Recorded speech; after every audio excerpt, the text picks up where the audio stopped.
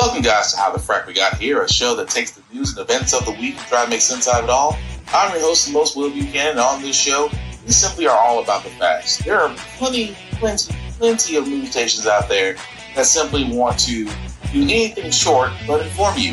Here at How the Frack We Got Here, that's all we believe in. We go up to the left, we go up to the right, we go up to the middle of independence, we go after all sides because there's more than one side of a story to everything. And you need to know it all in order to actually formulate your own opinion. And that's what we try to do here at How the Frack We Got Here. Thanks for listening, and hold on. It's going to be fun. To reimburse states for the cost of the Biden-Harris administration's open border policies. No state suffered more than Texas. Fentanyl, drug and human trafficking, violent crime, stress on local emergency response services caused substantial damage to my district, to our state, to my constituents.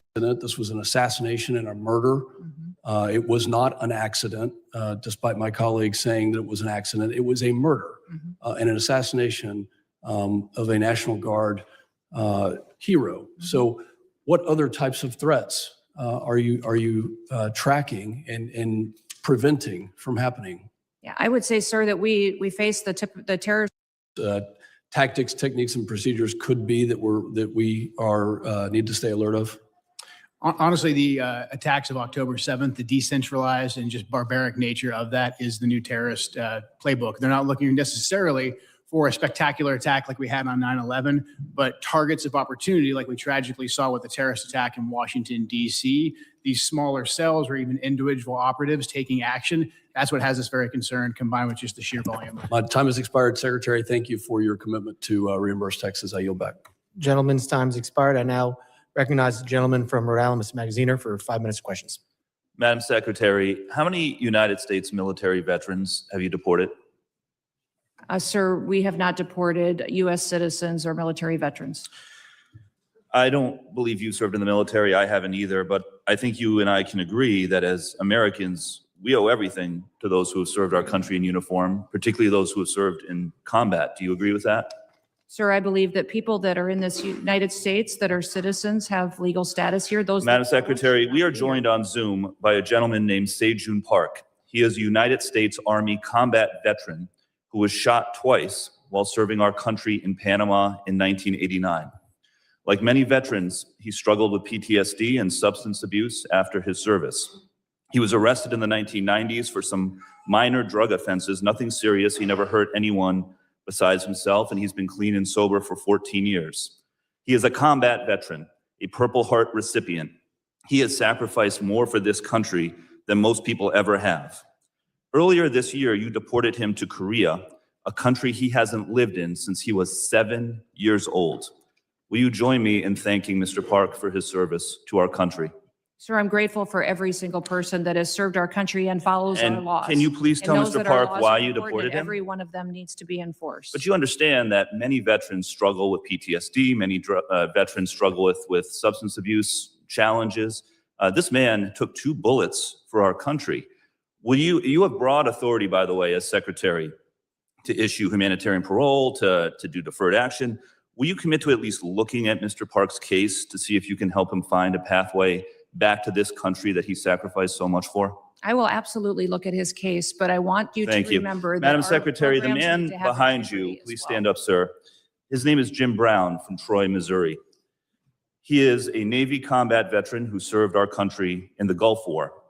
He's married to a woman named Donna, who came to our country legally from Ireland when she was 11 years old. She has lived here for 48 years. Because of you, Jim's wife, Donna, has been in prison for the last 4 months. She did not come here illegally, and she has never committed any crime other than writing 2 bad checks totaling $80 10 years ago. She is currently in prison and facing deportation. Ms. Noem, will you thank Mr. Brown for his service to our country?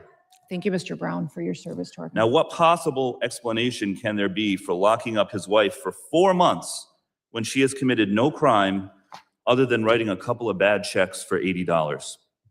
Sir, it is not my prerogative, my latitude, or my job to pick and choose which laws in this country get enforced. You have and broad which ones discretion don't. as the secretary. We You need to follow can issue the law parole. You and can do all enforce kinds of the things, laws. but you're choosing not to. Will you commit again to just reviewing Donna's case and reuniting this combat veteran with his beloved wife, who also loves this country? I will review the case. Now, Madam Secretary, you've already heard the story of Lance Corporal Alejandro Barranco, the United States Marine veteran who is behind you, who also has two brothers who are United States Marines. Will you thank Lance Corporal Barranco for his service? Thank you for your service. His father, Narcisco Barranco, is a landscaper in California who has lived peacefully in our country for 30 years and has no criminal record. Last spring, while he was mowing the lawn at an IHOP, ICE agents tackled him in the street and imprisoned him for weeks. A peaceful, hard-working man who raised 3 sons to be United States Marines. We need men of that character in this country. Again, as Secretary, you have broad discretion.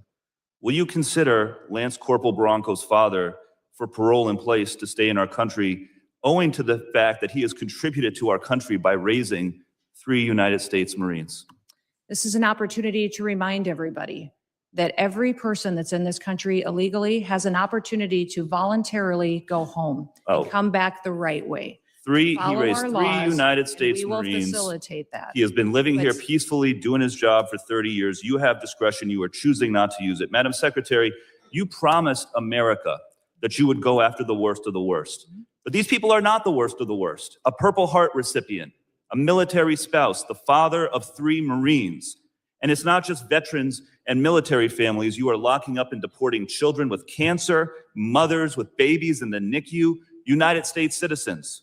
There are many problems with your leadership, but the biggest problem is this. You don't seem to know how to tell the difference between the good guys and the bad guys. Go after the bad guys. Go after the terrorists. Do not go after veterans, Marines, children, Gentlemen's United time's States expired. citizens. I yield Gentlemen's back. time's expired. I'm sorry. I know that was a little long, but that ass whooping needed to happen to Kristi Noem, because damn, she was so ready to be on the vibe. Because let's be honest, whenever it comes to these committees wanting testimony from higher ups, some of it Republicans, you ass kiss. You always ass kiss. Let's just be honest, you do. But shout out to that man. Who decided that, he decided that today you're gonna hear it. Today you're going to hear it. And even more so, 3 separate cases where she's like, I don't know. I deer in headlights. Really, Ice Barbie? Really, Miss Never Misses a Photo Op? Really, Miss I am all about making sure our borders are secure? Really, bitch? And I say bitch because Marsha Blackburn's a bitch. Kristi Noem's a bitch. I said it and I stand on it. With that being said, guys, welcome now to the Frack We Got Here. Podcast that we always do, guys, that tries to give you all the news without the bullshit. At the same time, keeping things straight. We are a news podcast, which means we do pride ourselves on that, only citing from reputable sources with award-winning journalism. We do not do sensational news like Fox News, The Blaze, now CBS, wherever you get your extreme left, extreme right views from. We simply don't do that. We provide nothing but the facts. At the same time, guys, we do try to maintain our language, but words fly, and we do show things that might be too intense for younger viewers, so viewer discretion is advised aside from that welcome. So I would be remiss because, yes, we know right now this fool's talking. We do know that. Do we care? We really shouldn't, because I'm going to go ahead and sum this up for you guys. Because right now this is live, because unfortunately Taco is speaking from the White House, half of it because the East Wing is gone, as he is literally trying to turn it into a victory lap.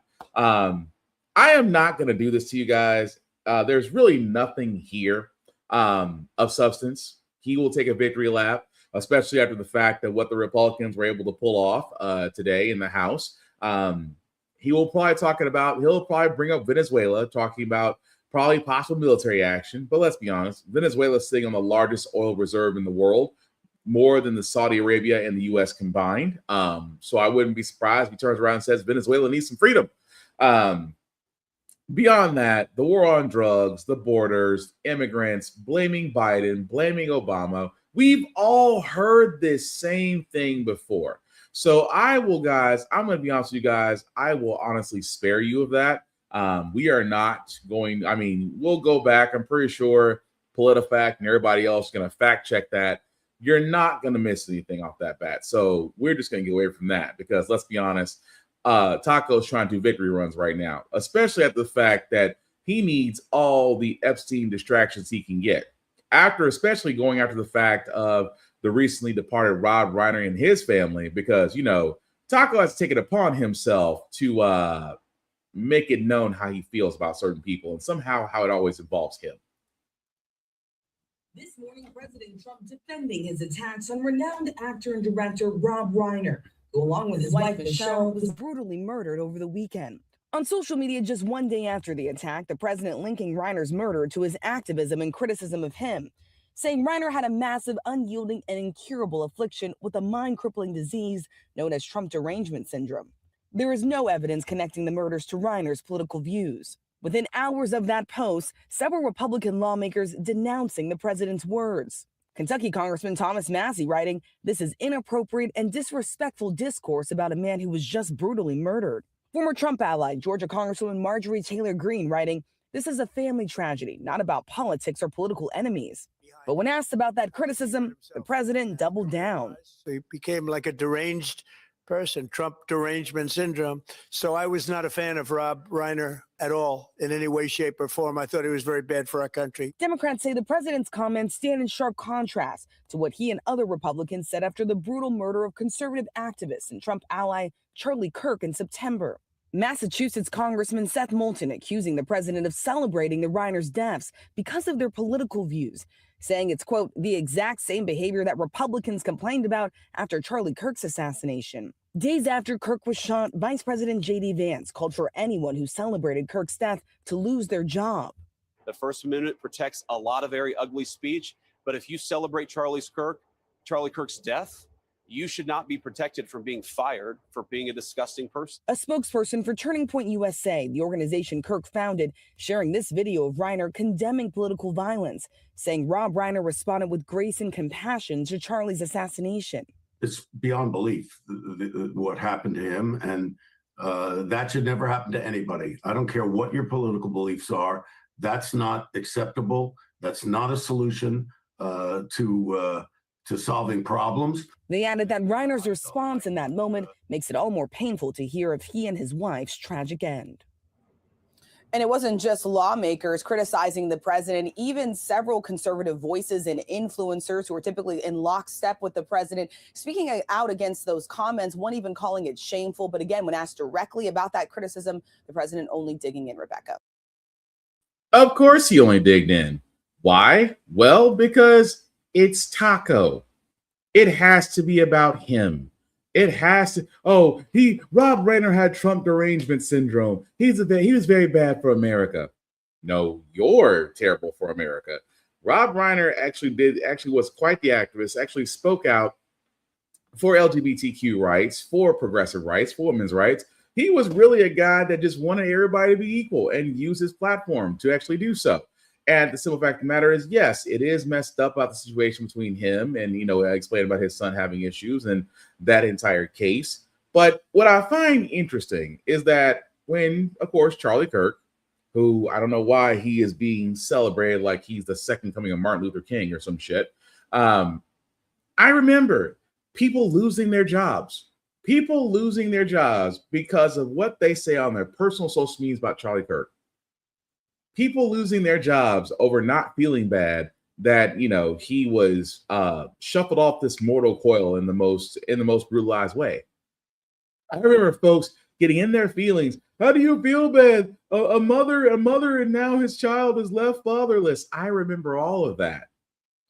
Yet the leader, mind you, is out there right now saying, oh, well, he had derangement syndrome. That's why it happened. He had derangement syndrome. And because of that is the reason why he's no longer here. And yet crickets. Crickets. Spare me the selective outrage when I talk about Charlie Kirk, because I've said before, yeah, you know, how he went out is how he went out. But how you died does not absolve you of how you lived, especially when you grifted off the monster that eventually did lead to your end. You grifted and cultivated the monster that led to your end. Sorry, but I don't feel bad for you because you didn't feed Seymour. That being said, again, our condolences to Rob Reiner, to those of his family who are the remaining loved ones, because again, Rob Reiner, amazing treasure. So many stories about that man are coming out, but you know, peace and condolences out to his relatives and living family members. That also being said, like I said, Taco right now is doing a victory run. Why? Well, because of the healthcare package. I'm just going to go ahead and say you guys a trip, because just like we said previously, they were trying, and this all stems from the Hateful Eight. Why do I keep saying Hateful Eight? 8 Democrats decided to join the House. And keep in mind, this is all during the time of the government shutdown. We were shut down. This is probably the if not the second longest shutdown, or the first. It might be the first ever longest shutdown. Either way, 30 plus days, the government was shut down. By the way, representative senators were still getting paid for those 30 days. Federal contractors and workers weren't. But during the last vote, for all you guys that remember or keeping up with the home game, 8 Democratic politicians split from the party and decided to join the Republicans to reopen the government. And here's the thing: they didn't get a guarantee about the ACA subsidies. They didn't get a guarantee about making sure things are going to happen. You know what they got? They got a promise. Oh, a promise. We'll bring that up for a vote, and we'll bring that up for a vote, and we'll talk about it. It's not a guarantee we're going to pass everything, but we'll talk about it. Well, they did talk about it, and the vote that just occurred today did not go in the way they thought it would. For the rest of us, all we can sit there and say is, "Mother, we told you so." Well, good evening, everybody. This is a big night in the House. The Republican Party just delivered on our promises once again. We passed a big and important health care bill that will bring down the cost of health care. The Lower Premiums for All Americans Act does exactly what the title suggests. It will reduce premiums for all Americans by, on average, at least 11% overall. And that's just the beginning. There will be much more to come, more ideas in the first part of next year to bring down the cost of health care. And what the bill did in addition to that tonight is it increases the quality of care, the access to care. It gives persons more options, more flexibility in their health care. And also it adds transparency. We had the PBM, Pharmacy Benefit Manager transparency piece to it as well. Now contrast that with the Democrats' COVID era subsidy that they wanted to extend. That would only impact 7% of Americans. The bill we just passed impacts 100% of Americans. Their version would impact 7% of Americans, and it would cost taxpayers $350 billion. That is not the way to reduce the cost of healthcare. The Democrats do not want a solution they just demonstrated because they voted against this bill. They want an issue for the election. It is based on a false narrative. The Democrats broke America's healthcare system. When they gave us the ACA, the Unaffordable Care Act, 15 years ago, they promised that premiums would come down, that access would increase, and quality of healthcare would increase. None of that happened because it's a flawed system. Their response right now is to subsidize and continue to shovel taxpayer dollars onto a broken system. We say enough is enough. The Republican Party is the party that is bringing the ideas forward to fix this crisis and fix this problem for everyone. It is a serious problem. We took a big step tonight to do that. We hope that this gets signed into law quickly because it will have the desired effect. We hope the Senate can get this done in short order. We'll be back in January to do much more of this, more policies, more ideas ahead, policy changes to fix the broken healthcare system again that was broken by the Democrats. So I'm glad the Republicans stood together tonight. Big night for us. We'll have another day on the legislative floor tomorrow, and then we will probably wind up the year. So I wanted you to have that update. So you let this up. Okay, so let me go ahead and just, as I get annoyed every time I see it's been Day-Ho talk because Mike Johnson is really a piece of shit, pardon my French. But there's some things that he missed about this plan. And the things that I kind of want to point out, because again, if you want to read the bill, it's available right now on Congress.gov. The Lower Healthcare Premiums for All Americans Act, it's actually out there for the world to see. It really is. At the same time, the Congressional Budget Office did do a summary about the budgetary effects, saying, and to a certain extent, would estimate that enacting the bill would reduce the deficit by almost nearly 36 billion over the 2026-2035 period. So a little matter of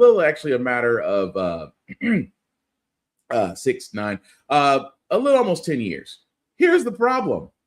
Enacting the bill, which he kind of just glossed over a little bit, and I apologize, my camera decided that it was time to cut out. But here's the thing that he's not saying, folks. The thing that he's not saying is that in order to save nearly 36 billion, you basically are saying, hey, it would decrease the number of people with health insurance by an average of 100,000 over the 2027 to 2025 period, and lower benchmark premiums by 11% on average through 2035. So what does that mean? Well, that means that, number one, because you're not extending the ACA premium subsidies, that means that which again, these credits were put in place to make premiums affordable for many Americans. Without that 100,000 can almost become millions that will lose coverage, because again, premiums would shoot up. Because again, that's the thing that Mike Johnson and his bunch of idiots are not saying. Because this lower healthcare premiums, the premiums will be lowered at a certain percent of people.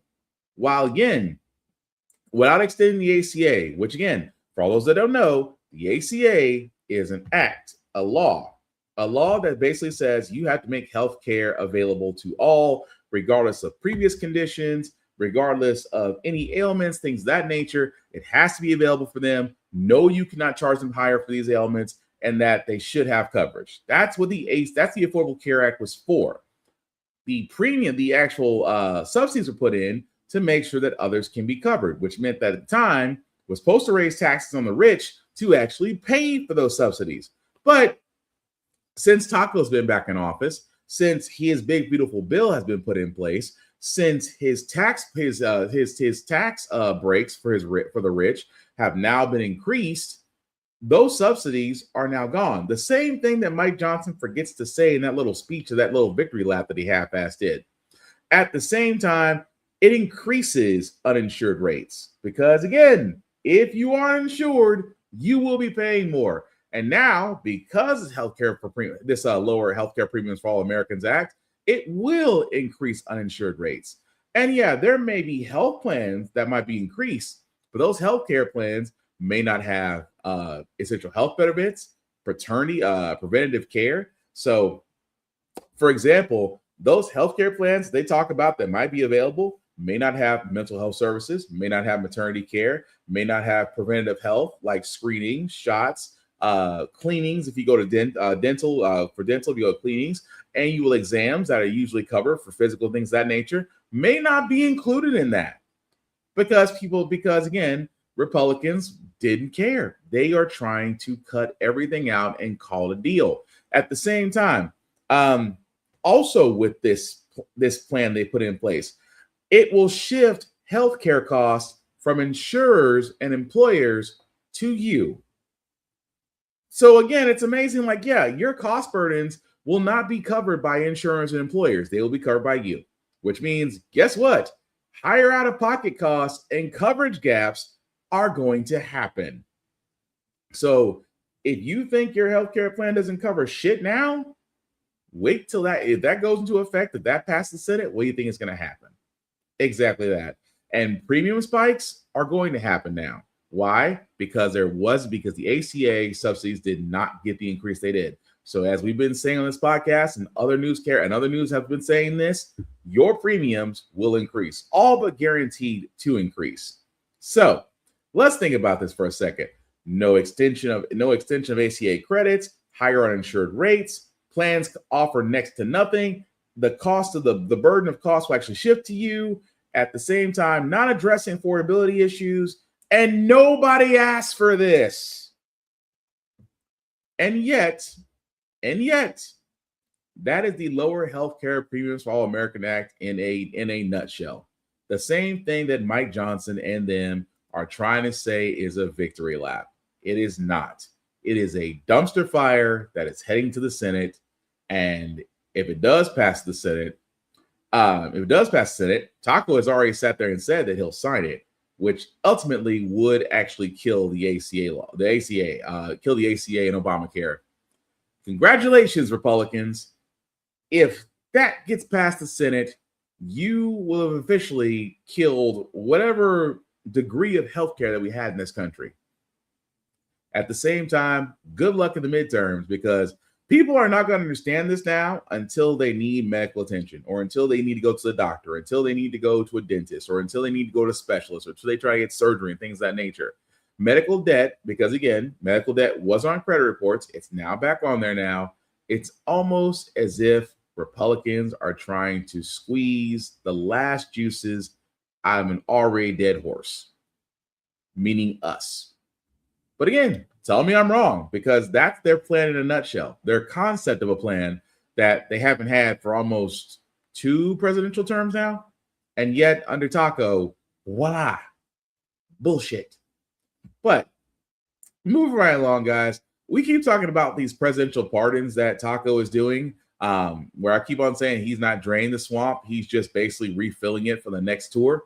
Well, yeah, let's go ahead and get to it. So Tina Peters, this woman that you see here, was involved. She was one of the ones that was saying that there's the conspiracy against Taco when he was running, and that we're going to find out election interference. Turns out that she was basically trying to do it herself as a Mesa County court clerk. Now, for all those who don't remember, she did get caught. She was about to face jail. Taco pardoned her. Again, it never ceases to amaze me.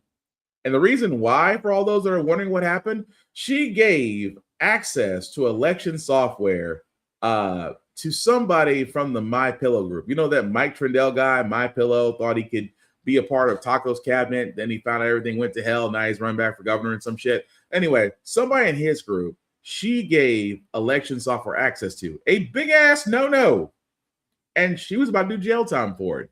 But no, Taco said, wait, I will pardon her. And when asked in public, did he know Tina Peters? I never heard of that woman. I've never heard of that woman. Yet everybody, and I point this out, everybody Taco has pardoned so far, got their due process, was guilty beyond a reasonable doubt, and was judged by their peers. There was nothing unfair why they wound up in jail or was going to jail. And now Taco is pretty much, he's not draining the swamp, he's refilling it with his own people. Because as we said in this podcast, and we've been saying this now before Taco even got the second shot at it, you don't want to see Trump 2.0. Because Trump 2.0 has learned from his mistakes. And now we've seen what happens now when you give somebody another shot. But moving right along, guys, I wanted to cover this as well, because I'm pretty sure Taco's talking about this as an address, especially when it comes to Venezuela, because, well, if you thought us going to Iraq under false intelligence was bullshit, I feel bad for all those in the armed forces right now. Meanwhile, Russia's voicing support for President Nicolas Maduro from Venezuela. In a Telegram post, the Kremlin says Russian President Vladimir Putin spoke to President Maduro by phone recently, and that Putin expressed support for Maduro's policy of, quote, protecting national interests and sovereignty in the face of growing external pressure. Former NATO Supreme Allied Commander, retired General Wesley Clark, is here with more on this. General Clark, thank you for joining us. What do you make of this video of the tanker being seized?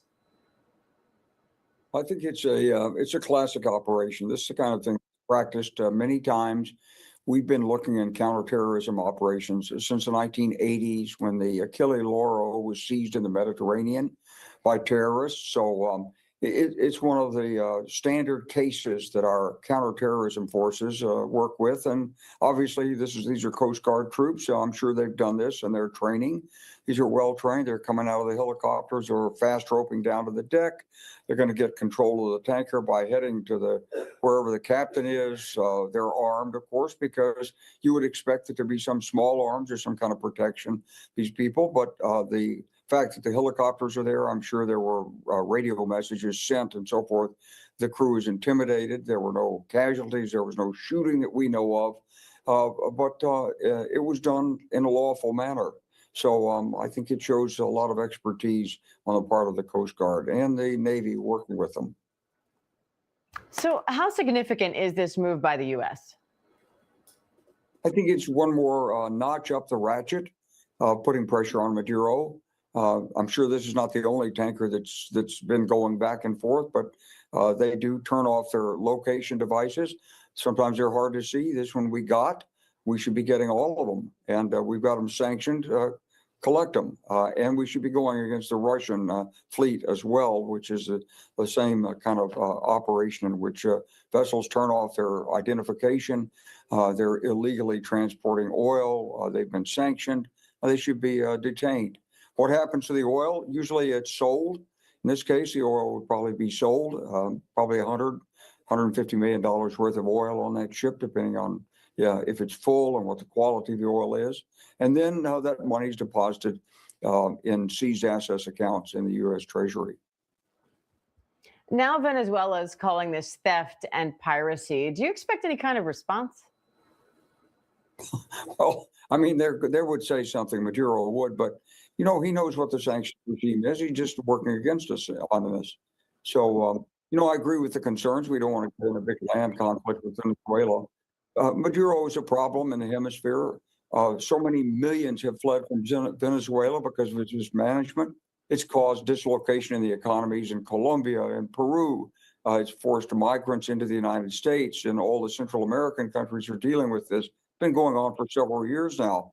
And he broke his pledge that if we lifted sanctions last year, he would permit a democratic election. So he's a nuisance in the hemisphere. We don't like the Russian interference there, the Iranians, the connections.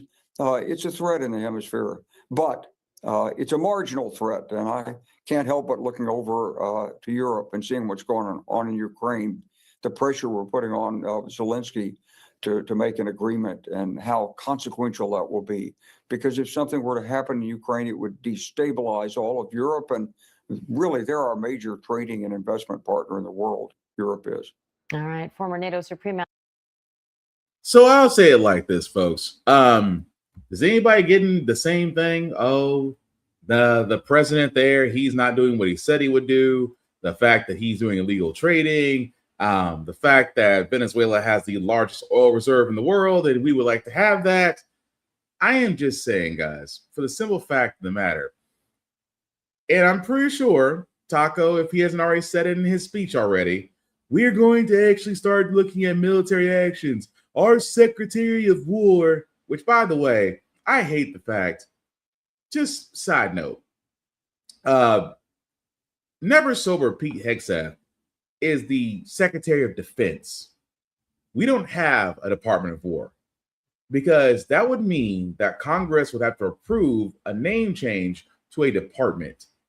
Since it's never happened, and yet Hegseth decided, I'm just going to call myself Secretary of War. No, yo punk ass, you're still the Secretary of Defense. Your department is still Department of Defense. But that being said, it seems like we're now about to head toward military action toward Venezuela. For all those in the armed forces, thank you for your service. But God, I feel bad. I feel for y'all. Y'all know if y'all are coming or going under this guy. And at the same time, why are we invading Venezuela? Why? And I'm not saying he said it. I'm just saying hypothetically, why even look in the direction of that country unless that country has something you want? And like I said, Venezuela is sitting on the largest oil reserve in the world, bigger than Saudi Arabia and the US combined. That's how big that oil reserve is. And again, have we not seen it from Iraq to where we went in under the false pretenses, we got to get Saddam Hussein, and we left oil refineries there. Our military defended more oil refineries than they did looking for insurgents. You don't think the same shit's going to happen in Venezuela? Oh, well, Venezuela needs some freedom as we're helping ourselves to their oil reserves. Like I said, I'm just throwing it out there. I would not be surprised if and when they announce military action toward that country. Just saying. Moving right along, guys. If you want to travel, new things about needing to travel, because now people have to see, well, for certain travel areas, they want to see your social media. I cannot make this up. Well, sending memes might not be so funny anymore, at least for travelers looking to visit the U.S. The Trump administration says it could soon require visitors to submit 5 years of social media history. And if they find something they don't like, you could be barred from entering. Currently, citizens from countries participating in the visa waiver program, including the UK, Germany, and Australia, must register online and pay $40 before they're okay to travel to the United States for up to 90 days. But according to the federal registrar, the new rule would not only require applicants to share their social media, but undergo a more detailed examination of their history, including the names of family members and where they live, and a selfie of themselves. Let's bring in our Christian Cordero. All right, so this could be really interesting. Let's talk more about this new rule and what more it would mean for visitors looking to come to the U.S. What do you think? Well, there will be a lot of concerns and questions about the specifics of all of it, Kira, but you laid it out really well, right? And this is worth noting that it's up for public comment for 60 days before it is potentially adopted, the new rules. So many of those questions, if not all of them, will come to fruition. But you see the 42 countries that are eligible for the visa waiver program right now. It's most of Europe, certainly Western Europe. Australia, Japan, Singapore is among them. And when you look at this list, you know, a few things stand out. One is that the president just last night said that he would like to see more, whether it's tourism or immigration from certain Scandinavian countries there among those. And then also we think about the World Cup, the Olympics that are both happening under the current administration. And so it'll be interesting to see how this squares with that. But as you can see right there, the new rules that are being proposed include 5 years of social media history submitted, a detailed examination of a person's history, including the names of family members and where they live, and then that selfie that is submitted in addition to registering their passport. The visa waiver program allows countries, tourism rather, from those countries for up to 90 days, and it costs $40 to apply, and that is valid for 2 years. And so this would add another layer on top of that, but there's no doubt here that there's a lot of questions about how practical and legal and ethical this new mandate would be. And what about private messages? Yeah, and that's one of the questions, right, that a lot of people would have issue with if they needed to have their social media public. And then how far could the administration go to look at their private messages? But we've seen the administration go so far to say that they are monitoring people who are here for student visas, for example. So this is part of the larger immigration crackdown, whether it's through illegal or legal channels that the administration has vowed to crack down on and add tighter restrictions to. But how it actually plays out, time will tell, because as I mentioned, public comment is open until February. All I will sit there and say, if you've seen Superstore or you've seen certain Indiana Jones movies, papers, please. What it's okay. How can I put this in? How can I put this and not sound like I'm gonna be a complete dick about this? But you got to be freaking kidding me. That again, for all those that don't know, here's the list: countries eligible for U.S. travel. So if you're from any of this list that you're traveling to the U.S., you have to jump through an additional hoop. The additional hoop of basically let's go to what they asked for. So 5 years social media history. Wait, what? You're telling me that I have to let the U.S. government look at my social media history and determine whether or not I'm okay to come through? Detailed examinations of the person's history, including the names of family members and where they live. That's already included in the passport. That is included. If you travel, it's in the passport. Because if you've never done a passport application, I can tell you off the bat, they are very effing thorough. I should know. I went to the US before Taco took it over. It was still effing thorough. A selfie of themselves, in addition to registering their passport. Your passport has your picture. For all those that don't know, your passport has your picture. That's taken at the time that you submit the application. Why do you need an effing selfie? And I'm going to tell you why they're doing this. They're doing this mainly because of what happened with the issue with the National Guard, with those guards being killed, because they allowed a person through their checkpoint that was, let's be honest, had darker intentions, but it happened under Taco's administration. So where Taco's going to say, oh, no, he was under Biden. He got radicalized under Biden. But he came back here under you. Even more so that, I'm going to be honest with you guys, I can't outside of work. If I'm outside the U.S., why would you want to, that sounds un-American, but let's go ahead and say it. Why would you want to come here?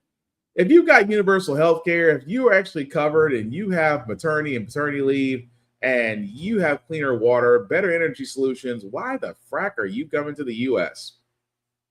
I mean, you just want to see how we live or just want to see the next season of America and what the writers coming with, you let us know. I'm just saying this is stupid. The fact there is ethical boundaries that are being crossed because, the government wants to look at your social media, which, by the way, if you haven't already noticed, Facebook does actually read your private message and stuff. So if you're in the U.S., there's nothing private about these social media sites. They're giving all your information to the government. Just throwing that out there. But the thing I'm getting at here is, guys, is that it's stupid.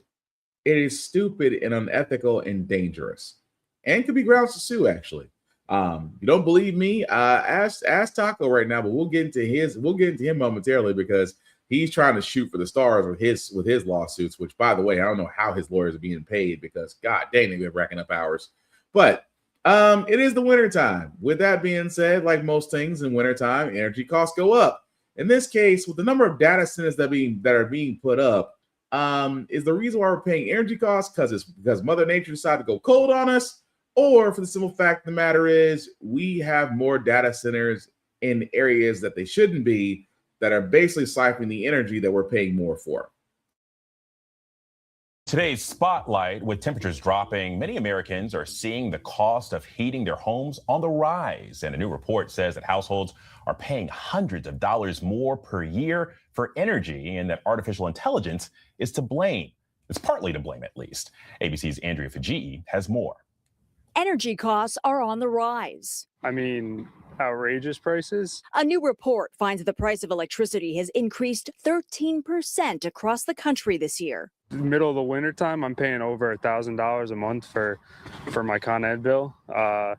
Moved here from New Jersey, and I wasn't never paying over a few $100s. Since the beginning of the year, New York's energy costs have gone up more than $550, just behind Missouri's, which increased more than $560, and Massachusetts, which saw the biggest increase, more than $700. Aging infrastructure and regulations get some of the blame.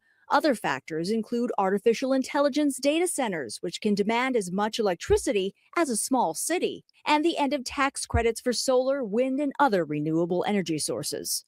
Which is really what can be, built in the next few years to meet that growing demand. All of these things are coming together to create this affordability crisis. The report also warns the cost of natural gas is expected to spike because companies are selling some of their supplies overseas where they fetch higher prices. When manufacturers or suppliers would prefer to export it because they get a lot more money for it overseas, that's one challenge. If it's going to go up even more, it's really tough on us. Our thanks to Andrea for that. And for more, But it's a point, though. It's a point that he makes. I mean, for the simple fact of the matter is, guys, because if you haven't noticed, I know, like I said, I'm in Tennessee. Unfortunately, in Memphis, Musk was able to get his Colossus AI data center built. And if you guys don't know, data centers, when they're in certain proximities, especially because they can pull massive amounts of energy, although Musk had 8 turbines that were installed over at that Colossus facility for his data mining. I'm not sorry, for his AI Grok. The cities that are downwind are mostly black, and they have been complaining of headaches, issues with water, things of that nature. The list has been piling up, and all since then, data centers have been installed in these near locations. And I keep on calling them data centers. These AI data centers have been installed. But again, it does make sense. Why should the energy cost be going up? Simply put, basically because, some companies were able to get away with having individuals, companies that don't pay taxes or pay nothing in taxes, install these AI data centers. When again, AI data centers have never done what they were supposed to in the first place. At least that's my opinion. But then again, I'm not a fan of AI from a tech person. But I know I said we weren't covering the Taco's presidential address that he had. So we're gonna do some cliff notes. Why? Because NBC News thankfully does it for us. So what they're basically saying that he talked about. He talked about Minnesota's Somali community. Again, this is not surprising about Taco. Taco talks about immigrants that are not white all the time. We keep on bringing up how he could talk about immigrants and the fact that he calls where they come from shithole countries, how he sat there and said that he's criticized diverse groups of people and yet has never been reprimanded for it. Somalians are just his latest target for the fact that he sat there and said that Minnesota was quote unquote a hellhole right now because of Somalians. I don't know how much more Nazi you can get than that. Of course, he talked about the fact that, he also brought up Biden, which again, I called at the beginning of this podcast. He was going to bring up Biden in his speech, talking about, blaming Biden for men playing in women's sports, transgender for everybody, for mass migrants taking jobs that he said he rescued back for the American worker. You rescued American jobs back from illegal aliens. Yep. Yeah, we know. Since I know PolitiFact, they look this. PolitiFact is going to have a field day with this one. He claims he got 18 trillion in foreign investments for the U.S. Really? I would love to see what 18 trillion is. Although technically, I'm pretty sure I'm pretty sure that number is a little bit closer to 5 trillion. But again, we'll let PolitiFact take care of that. He also said egg prices are down 82% and everything else is falling rapidly. Bitch, and where? I'm sorry, but I gotta say it. Where? Where are egg prices? Egg prices are down 82% and everything else is falling rapidly. No, it's not. He cites Walmart. Really? Taco, you cite Walmart for your reasons why prices are going down? I wouldn't, because everywhere prices are up and still going up. So again, PolitiFact, have fun with that. Blamed Democrats for healthcare costs. This is the same old song that every Republican administration has always done. Because up until the lower healthcare premiums for all Americans plan, which is basically the concept of a bullshit plan, Republicans have never introduced a healthcare plan. And I dare any conservative that's listening or watching this podcast to prove me wrong. I got money on that. Name the last time a Republican Party introduced a healthcare plan that actually was viable. Into which, of course, Taco would take it and say, well, I have a plan. I have concepts of a plan, which he hasn't said. But as we said at the beginning of this podcast, that Bendejo, House Speaker Mike Johnson, they did push forward their lower healthcare premiums for All Americans Act, which is currently heading to the Senate to be voted on. Again, it's bullshit because you're just pointing fingers because you don't have a plan yourself. And at the same time, you're trying to distract everybody from the Epstein files. He also announced a warrior dividend. I cannot, you know what? This is probably the biggest load of caca. A warrior dividend in honor of our nation's founding in 1776. We are sending every soldier $1,776. Think of that, and the checks are already on the way. Really? The checks in the mail? So apparently, no one deserves it more than our military, and I say congratulations to everybody. He makes it seem, keep in mind, this is on, for all those that, whenever Taco says that, something's on the way, Ask every contractor that's ever worked for him and to see if they got paid.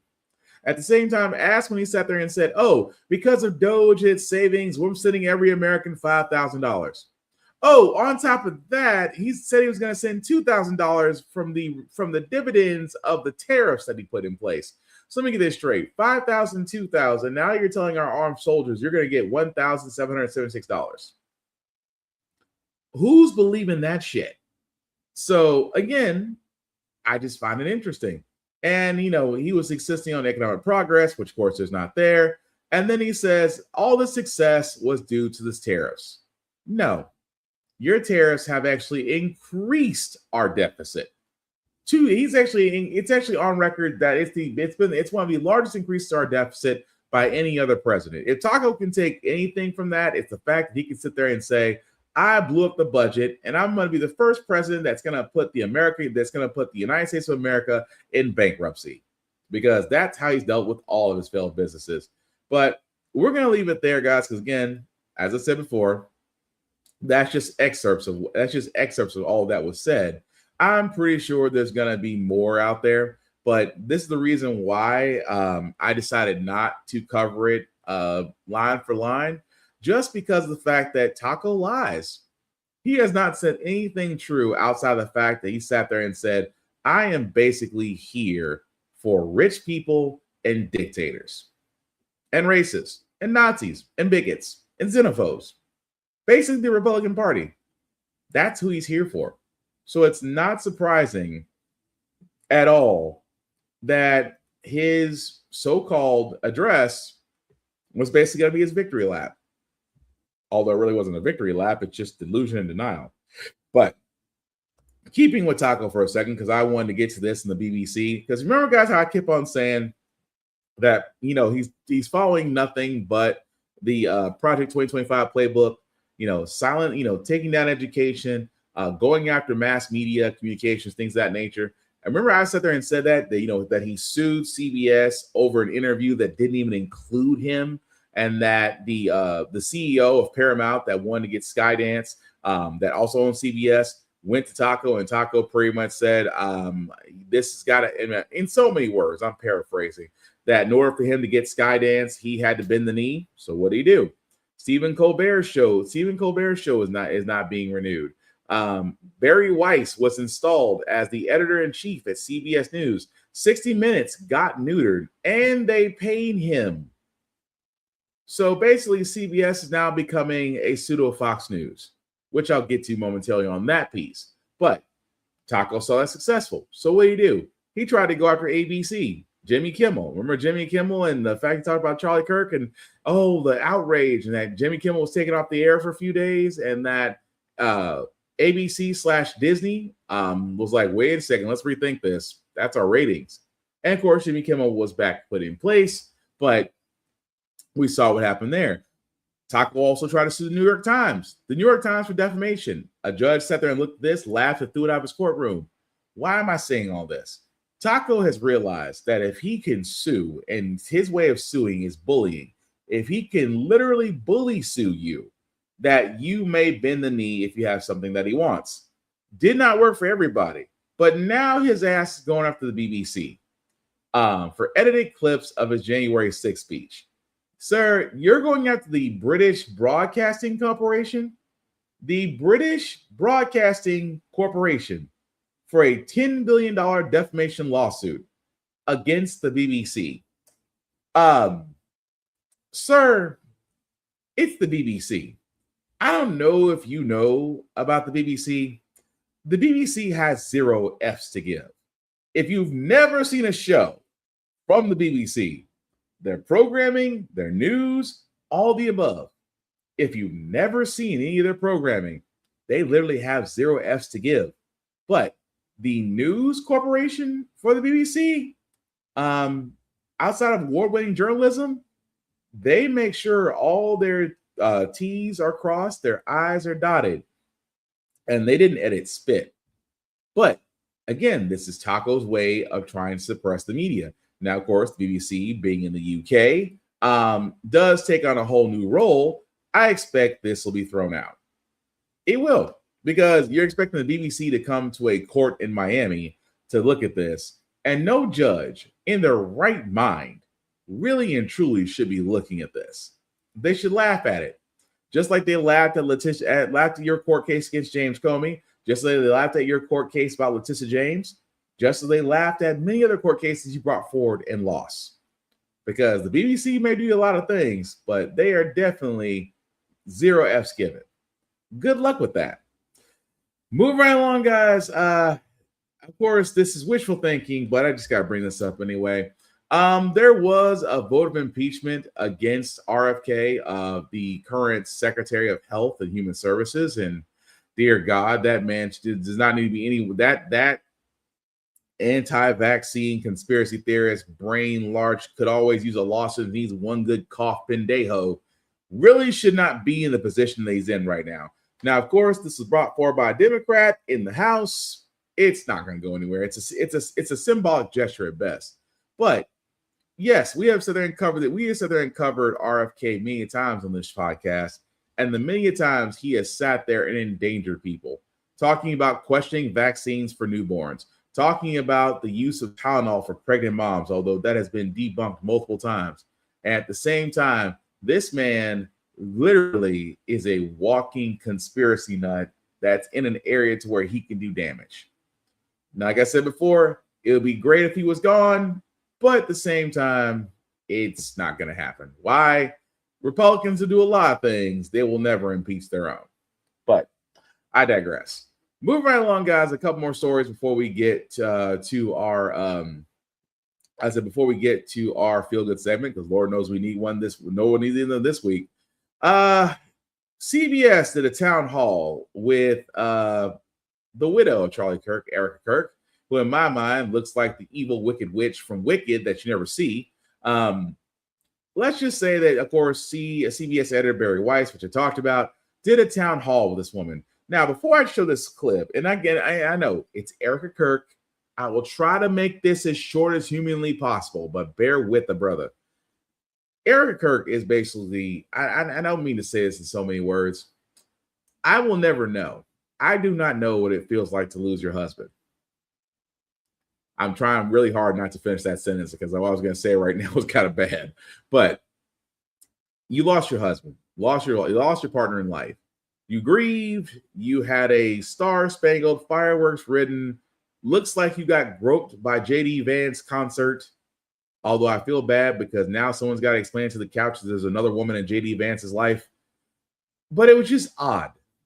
It's odd that she's now taking over Turning Point and the grifting continues. Even more so because now CBS is becoming Fox News, that they decided to have a town hall with Erica Kirk. And just understand there's a reason why I'm not playing a lot of this, but bear with the brother. Question. It comes from Angel Eduardo. Angel is a senior writer and editor for the civil libertarian group, the Foundation for Individual Rights and Expression, or FIRE, and he writes passionately about issues of free speech. Angel. Thank you, Barry. Excuse me. Hi, Erica, my condolences. A recent survey that we took after Charlie's assassination found that 90% of undergraduates believe to some extent that words can be violence. Another FIRE survey that we took earlier also found that 1/3 of surveyed students believe that using violence to stop disfavored speech can be acceptable, at least in rare cases. What's your response to those numbers? And what would you say to those students in particular? Well, for the people who say that my husband might have incited violence, I know that was not your question, but I'm going to put a squash on it before anyone else can attach to that. My husband never incited violence.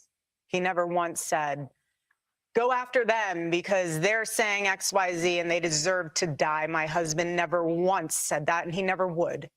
What did he say? Come to the front of the line. I'll put my mic down. Tell me why you believe that.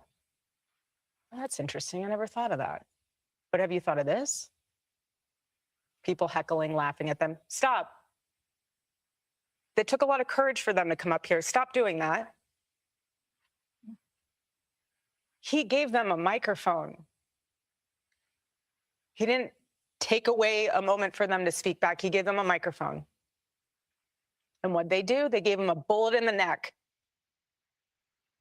Totally different. But you have secular revolutionaries that want to come out and say, you can't say that, and I'm going to stop you from saying it. I'm going to. Why? You don't have a conversation. Something as simple as a conversation. And this is what is so fascinating to me. My husband knew that something as simple as having a conversation could change the world. So simple. That is an ancient thing. Come and sit down and have coffee with me. Why do you believe what you believe? 80s and 90s, they were doing this in Congress, then going to have a Subway afterwards. Why don't we do that anymore? Instead, it's violence. Usually one-sided. I'm not going to go there. But you know what's so interesting about my husband's book, the last book he will ever write? It could have been about politics. It could have been about football. It could have been about anything. He was multidimensional. It literally says, stop in the name of God. Stop. Stop the violence. Stop the hate. Have a conversation. Stop. And what he knew in that book was not just so much stop that, take a minute to get off of your phone and realize that we are all human, operating on this broken planet, all sinful, no one's perfect, and we're not getting out of here alive. But what he knew in that book was the balancing factor of communication. You cannot communicate with someone if you're not at peace with yourself. So he went on campus talking to a kid. They're screaming at him, screaming. Does he scream back? Not once. He sits there.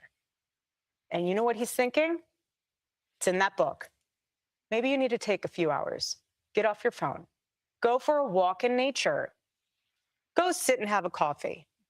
Go and tell your mother you love her. Go do something that is beautiful and healing instead of trying to tear something down that you did not build. That's my thought on that. We're going to talk about the book in a little bit, but I want to pick up on a theme that you've now hit on twice, which is the idea that. Okay, so I'm going to stop it right there because I'm going to be petty. And I say I'm going to be petty because you're not going to sit there and tell me. You're not going to sit there and tell me. Well, number one, she's obviously on something because, God, them pupils are dilated as shit. That also being said, guys, this is CBS trying to rebrand Charlie Kirk. Now, I've never been one to talk ill of the dead, but I'm gonna have to call it what it is. This is rebranding, ladies and gentlemen, because what did she try to say? Charlie never turned away people. Charlie talked to everybody. Of course, your husband talked to everybody. You want to know why your husband talked to everybody? Because that's his platform. That was his grift. His YouTube videos are full of them. I have this opinion. Come change my mind. I don't think women should vote. Come change my mind. I don't think we should have DEI. Come change my mind. MLK was not a nice person. Come change my mind. He rage baited folks to come talk to him. He rage baited folks. And they would come and talk. Oh, well, they were screaming at him. Really? They were screaming at him? Or is the fact that Charlie Kirk wasn't intentioning on debating or listening? He wanted sound bites. He wanted clips. He wanted what he got. And what did he build? He built his platform out of hate, out of bigotry, and already a self-described nationalist. He sat there and said, Black women do not have the critical thinking to the position of a white man. That's why you need DEI. He said MLK was not a great man, and that the civil rights were not needed. He also sat there and said the Democratic women were always going to die alone.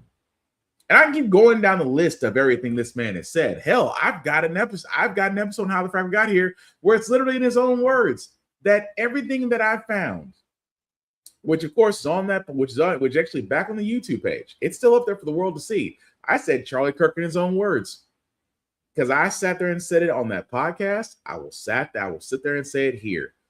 Your words will outlive you.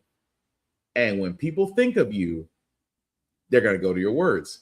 So I'm not going to show you this. Like I said, it's 49 minutes long. It was the viewers, the ratings went in the tank because no one wants to see Erica Kirk except conservatives and maybe JD Vance. But I'm sorry, the eyes and everything like that, it's like the Wicked Witch of the West. I'm like, ugh. At the same time, she's definitely on something. You can tell, because I'm not trying to accuse. I'm just saying I know dilated pupils when I see them. She damn near had anime eyes. But the thing that I'm getting at here, guys, with that is that this is CBS now doing a rebranding. And because they're doing a rebranding, they're trying to make it seem like Charlie Kirk was this saint. He wasn't a saint. He was a dick. He was a pendejo. He was a nationalist. He was a racist. He was a Nazi. He grifted off hate. And that grift may have led to the monster that did him in. I'll say it. That hate that he had, that he grifted on, that he made a platform on, that he created Turning Point on, that his wife benefited from and is still benefiting from it. The grift has to continue. Because here's the thing, here's a crazy part about hatred, about groups that hate. They are idiots and full of money and will give them to somebody if they ask nicely. Don't believe me? Look at Charlie Kirk, look at Officer Tate, look at the Hodge twins, look at Candace Owens, look at Ben Shapiro, look at Jesse Peterson, look at everybody at Fox News, and then look at the White House. They grifted off the hate of idiots and they fleeced the flock, and they'll willingly give them money with a smile on their face thinking you own the libs. Erica Kirk has now jumped on the grifting train. Woo woo. That's all I'm saying. But the last story I do got, guys, before we do get to our feel good segment, because tonight a local church. Quiet you. So we do, before we get to our feel good segment, guys, we do have one more story to talk about. And again, it is Christmas. And I got to bring this up because as we are in the Christmas season, nativity scenes, you're going to see them everywhere, right? It's a common occurrence. It happens. However, one church decided to be real honest about the nativity scene, and that's causing a little bit of a problem. I don't think it's a problem. I think it's reflecting our situation and our reality right now. But you be the judge. Tonight, a local church is getting a lot of attention because of its nativity scene. Boston 25 News reporter Daniel Coates is live in Dedham. And Daniel, something very specific is replacing baby Jesus. Yeah, and what's being replaced is causing a whole lot of outrage here in Dedham. I'll give you a live look. We're outside of St. Susanna's. And if you look at that nativity scene, you might notice that you don't see baby Jesus or the Holy Family. That says ICE was here, drawing a lot of eyeballs across town. We have a case here of a dissident priest who has a long history of these kind of crackpot publicity stunts. C.J. Doyle, the executive director of the state's Catholic Action League, said he was called by a St. Susanna parishioner over the weekend about this nativity scene. He's politicizing Christmas. He's exploiting the Holy Family. He's using his position as the pastor of a Catholic parish to promote his left-wing political ideology. We thought that this was a good way to show the dynamic of what's going on in the world today. Father Stephen Gisoma has been the pastor at the church for 24 years, well known for making waves with his nativity scene over the last decade. 1 year showing mass shooting deaths, another flooded from global warming, and in 2018 was Jesus caged in, another statement on immigration. This is a sense I would hope that all churches would take. I mean, we should be a welcoming community. It's entirely inappropriate for a Catholic priest to do this. I think it would make any faithful Catholic mad to see the Holy Family trivialized and politicized like this. Below the sign reads, "The Holy Family is safe in the sanctuary of our church," and a loose hotline to call if you see ICE. Is this not obstruction of justice they're really pushing here? If he doesn't really believe in the Catholic religion or thinks the Catholic Church is simply a vehicle for political activism, perhaps he should find new employment. Father Gisoma said this is his way of holding a mirror to the world for reflection each holiday season. I've got a couple of pushbacks from total strangers was called a murderer yesterday, someone who is in need of repentance. What we celebrate at Christmas is the peace that Christ brought into the world. It's right here, it's right now. This nativity scene in Dedham is all lit up as we head into Monday evening. We've still had a lot of people driving by feeling one way or another. They're still taking pictures, and it's still drawing a lot of attention. And we have reached out to the Archdiocese of Boston. They say that they are aware, and we're still waiting for comment from them. On scene in Dedham. All I can sit there and say is, when's the next service and how soon can I get to Boston? I see no problem with that. I don't, because I love the fact and look, I try to avoid religious talk sometimes because, again, some folks feel a little sensitive about it. Some of them are systemically hardwired. I will say this. What was wrong with the fact of a priest showing the world? He said, I want to show the world a mirror. Because for all those that don't remember, there are no white people in the Bible. I feel like we gotta keep reminding folks. You do realize that if you really want to be honest, there are no white people in the Bible. The Jesus that you keep seeing on these fans and whatnot, because again, if you follow the Bible, you know, skin of bronze, hair like sheep's wool, guy rode with 12 people. I only know 2 groups of people. It ain't white. But that being said, though, so what does a church reflect the world as we're in? Because it is not ICE and the modern day Gestapo practically everywhere, picking up innocent immigrants, you know, detaining anybody that doesn't look American according to them, will literally pull kids out of schools, out of playgrounds, out of colleges, out of cars, parents just picking up or trying to go to work. Is that nativity scene not the example of what America is right now? And I'm sorry if my whole thing is I don't feel for those that feel offended, because if you feel offended by that nativity sign of it saying ICE was here and that the Holy Family is within the sanctuary of the church, and you feel offended, how dare you bring politics into this? You can't really call yourself religious or Christian or Catholic. Because isn't the kind of the big thing about both those two groups is acceptance? Yeah.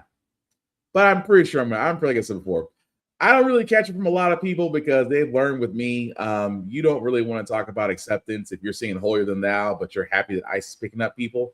Yeah, you wouldn't want to talk to me. But there is another reason why I bring that story up outside of the fact that it is ludicrous and stupid to think that folks get offended by that when he's just, like the priest said, I'm showing a mirror to the world. And if you don't like what you see, don't be mad at me. It sounds like a you problem. But Fox News, in all their usual BS, decided to cover the story as well. And I know it's Fox News. Just bear with a brother. It's Friday, and that means it's time for Friday Follies. And for that, we turn to Fox News contributor Raymond Arroyo. Raymond, great to see you. It seems that left-wing Christians are using Christmas to ply their ideology. How shocking. Laura, it's worse than that. I'm instituting a new segment tonight. This is my first Christmas terrorism alert, okay? First up, at St. Susanna, a Catholic church in the Boston suburbs, Pastor Stephen Hosoma set up an outdoor nativity with an empty manger and the sign that reads, ICE was here. Father Hosoma is thrilled with his display. We thought that this was a good way to show the dynamic of what's going on in the world today. We've got a couple of pushbacks from total strangers. It was called a murderer yesterday, someone who is in need of repentance. What we celebrate at Christmas is the peace that Christ brought into the world. It's right here, it's right now. Actually, we're not celebrating the peace Christ brought to the world, Laura. Christians celebrate the Savior God brought to the world, the coming of the Christ child. And how dare he edit him out of this nativity scene? Kind of undermines the entire reason for a nativity scene. And, I'm always a little wary when a priest shows up without a collar. It's always a tell. No, that's always, it's like the nuns, the polyester nuns, God bless them, who don't wear the habits. I like the habits. That's just me. I like the habits. Sorry, I like the habits. I like the collar. I want it all. Well, button down, buttoned up. Raymond, that's how I like it. All right, Raymond, the locals are not taking this lying down, however. He's politicizing Christmas. He's exploiting the Holy Family. He's using his position as the pastor of a Catholic parish to promote his left-wing political ideology. It's entirely inappropriate for a Catholic priest to do this. There's no room at the inn for the faithful, Laura. You know, they're forced away. It's only this political grandstanding. It's a bad look, particularly at Christmas time. All I can sit there and say is it must be a slow day at Fox News. It must be. Because number one, Laura Ingraham is a douchebag and also a bitch, but good Lord, how much more Botox can you inject in your forehead, lady? At the same time, it is amazing to me that they always do this. The war on Christians, the war on Christmas. It's always something. I'm like, really? The fact that one Catholic priest decided to show the world what it looks like, show the U.S. what it looks like, and now all you so-called Christians and Catholics get your shit in a bunch because he pretty much told the truth that if the nativity did happen in this day and age, ICE would be picking up Joseph and Mary. The three wise men would have been deducted, would have been picked up long before they got to the manger. And oh yeah, Jesus, and oh yeah, there was no white people in the Bible. Who are you going to relate to?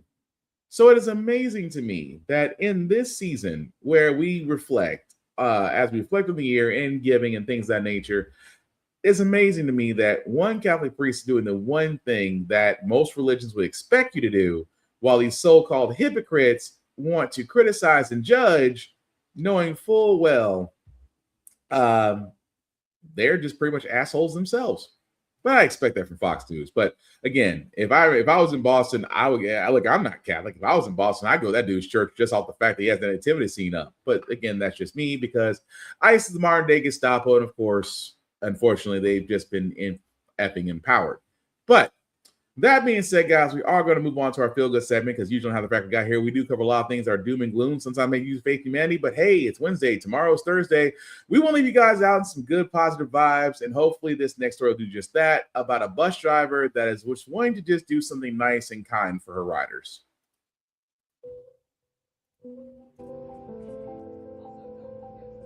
Here, I'm putting my little baby's hats up here. I'm not for selling. I don't want to do that. I just want to knit for people to see the smile on their face when they get it.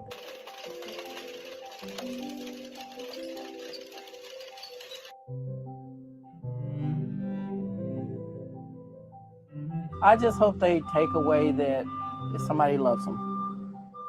And that's all. That they know that if they're not being loved at home, they're going to get on this bus in the morning and they're going to get a good morning and love, and they always know they can always talk to me about anything. I want them to be safe. I just love my kids. And then they gave me all these. So my babies gave me all these thank you letters. So it's like, oh my God, y'all. And then they put all that they love me and I'm the best bus driver ever. And I thought, oh my God, this is awesome. My babies love me.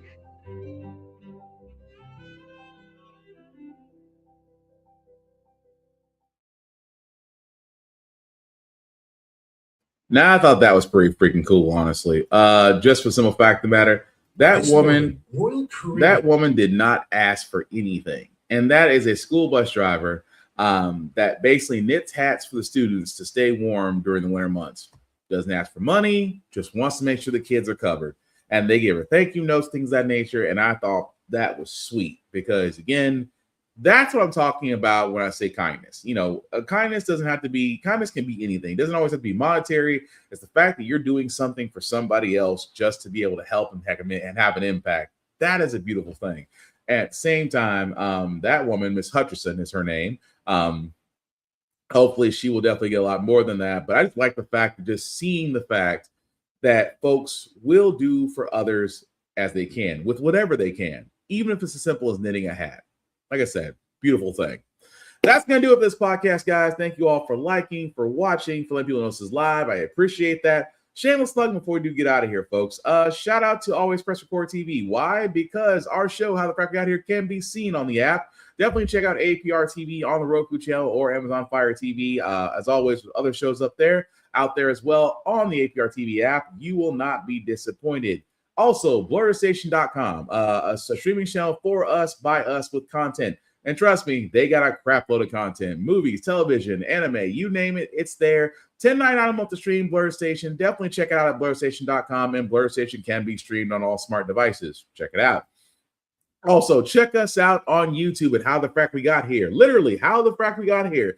Type that in as one whole name, and of course, our page will show up. Like, share, subscribe, hit the notification button. Anytime that we do have something that does go live or do have a new show uploaded, you can definitely find it there. But definitely keep it up, guys, because without you, this show would not exist. So definitely appreciate it and continue to pass it on. Also, my other show, the Get Bit Podcast, a podcast for video games, for nerds and blurs, along with myself, my other cohorts on there, Joe Tonello, and of course, Fire TV. Definitely check us out every Friday, 8:30-ish, as we go over the week of news, of video gaming, of anime, cartoons, you name it. If it's fun, we talk about it, but definitely check us out there. Also, guys, check out my other podcasting compadres. Check out Blurred's Eye View, which usually every Tuesday and Thursday. We will not be on this Thursday. We will actually have a new episode. Last episode will be this upcoming Tuesday of next week. Also, check out Room Full of Blurred. She usually goes live every Sunday at about 6:30 Eastern, as she covers comic books, things of that nature. Check out Geek by Heart, as she's returning back. She and her husband are returning back with movie reviews and video game playthroughs. Check out Show Quote. Check out maybe Montel Birdcon Speaks, also on YouTube, as he goes live every Sunday as well. And also check out Tafari TV, as he's almost going live almost every other day. And of course, Lore of the Culture, as well, as he is now covering things from comic pools of that nature. We are all available, guys, on YouTube, especially on all social sites. Definitely like us, follow us, share us. We appreciate that. And finally, myself. Oh, excuse me, that was Black _ Spartan 615 on the socials. That is my personal social. You can like and follow me there. I usually talk to everybody. Just don't make it weird. I don't want to get in the habit of blocking people.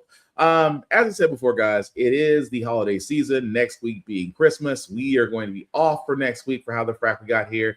I will say this because we will return the day before New Year's. Well, it might be a recorded episode, but we will have our New Year's in review the week after Christmas. But with that being said, that we're not going to be here next week, guys, I will say this. May you have a happy Hanukkah, happy Festivus for the rest of us.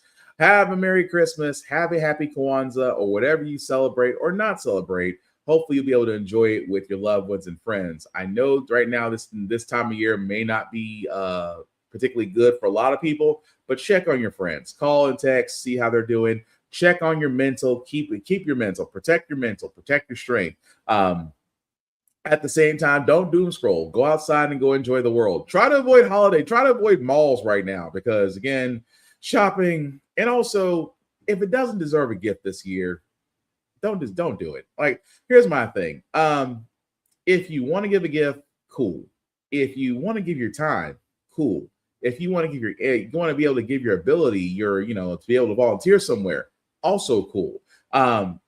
The year is not always about a gift. It's what you can do to make an impact on somebody's life. That's what it should be. Now, don't get me wrong. If you want to give a gift, give it from the heart. It doesn't always got to be monetary. It doesn't have to come with a plug. It doesn't have to come with batteries. It doesn't have to come from a wireless store. I know I'm just thinking off the top of my head. I'm not being specific. But what I'm getting at is, guys, right now, the gift is just making sure that we're all okay. Because right now, we are in an area of uncertainty. We are in an area to where it just feels like a lot of us just need something to get through it. I am just saying, check on your people, spend time with them, go out there and do something good for the world. Just like the bus driver out there. Sometimes it's as simple as making a hat to make sure that somebody stays warm can be the easiest act of kindness you can do, because that's what we need in this world. One random act of freaking kindness, because if you can make somebody's life better, whether it's a moment, a day, or a lifetime, the world would honestly be a better place. Just saying. Also, guys, like I said before, you'll probably see a pre-recorded episode for our New Year's Eve in review. Outside that, I do want to thank you guys. I do want to take this last opportunity to thank you guys for all those that have watched this show. for the year, that have liked, that have commented, that have came up to me and said you loved it. I appreciate it. Again, we are just trying to move forward. We're trying to make this bigger. The message is still the same as far as informing people is what we're trying to get at. So hopefully we have done just that. Maybe you laugh a little bit. So I do apologize for a little bit of profanity. I will not apologize for calling Kristi Noem a bitch. I will not apologize for calling Marsha Blackburn a bitch. I will not apologize for calling Laura Ingraham a bitch. That's 3 Bs. I will not apologize for all that. But outside of that, guys, please enjoy yourselves this holiday weekend. Please don't stress yourself trying not to get presents. And honestly, relax. The new year is coming up. Whatever resolution that you may have or just trying to figure out your way, take the time. It'll be okay. And breathe. And as my friend Lord the Culture would say, take that PTO, breathe, and let that shit go. The last thing I'll say about the Frack we got here, it's all about staying informed. We are not trying to reinvent the wheel. We are simply giving you all the information, allowing you to make up your own mind, but we do provide a perspective that goes along with it. We do better society once we're informed. We're progressive. We move forward. We try to right the wrongs of our past and making decisions now that we should have done back then, like electing our first Black woman to the Supreme Court, electing our first Black woman as a Federal Reserve governor, electing, hopefully, our first Black woman of Texas as a U.S. senator, and maybe one day electing our first Black woman be called Madam President. All great things. We don't learn from history. We are doomed to repeat it. That's what we keep asking ourselves. Why does everything go about our paycheck? Why are we electing different politicians but still the same old game in Congress? And most importantly, how the Frack we got here. Thank you all for watching, guys. Please take care of yourselves and each other, and I promise we will get through this. Live long and prosper, guys. I am out. Enjoy the holidays. We'll see you back for our New Year's Eve review the week after Christmas. Peace.